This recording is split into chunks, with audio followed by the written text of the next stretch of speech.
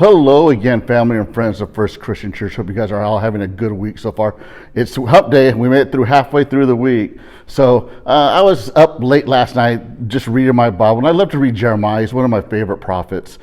Jeremiah 31, verses 33 to 34 says, "For this is the covenant that I will make with the house of Israel after those days, declares the Lord.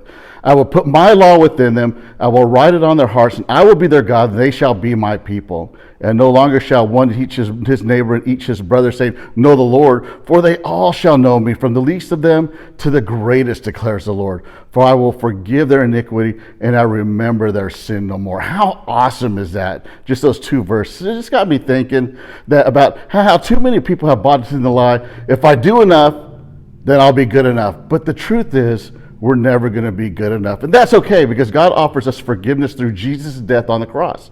The problem, however, is that too many people are still trying to earn their way to God.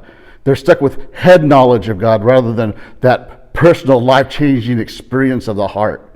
You see, when we finally experience the truth of the good news of Christ on a personal level, lives begin to change. The undeserved grace and forgiveness that comes from faith in Jesus begins to transform our hearts. And as hearts change, lives change. Suddenly our desires to begin to line up with God's desires. We have an inner want and an empowerment to do so because of the grace that we've received. Life change begins in the heart. So something to think about. Are you struggling with a restlessness in your life and uneasiness in your spirit? Maybe you've never really encountered God on a heart level. Maybe you're like too many people who call themselves Christians but have just that head-based faith.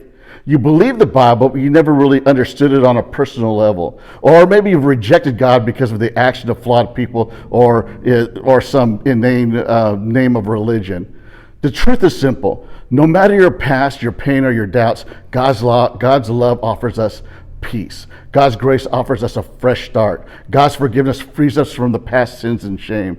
Knowing God's heart begins to transform our own hearts, and that is the life-changing. The greatest miracle in life is the transformed heart. So just something to sit on this Wednesday, to think about. Stop worrying about knowing the Bible. That's awesome to have that head knowledge, but know the Bible, know the creator of the world, know the writer of the Bible, and especially get to love our Lord Jesus Christ. Just something to think about this Wednesday. Hey, see you guys tonight as we finish the book of 1 Peter, 7 o'clock, live streaming on our Facebook page right here. I'll see you then. Until then, keep looking up.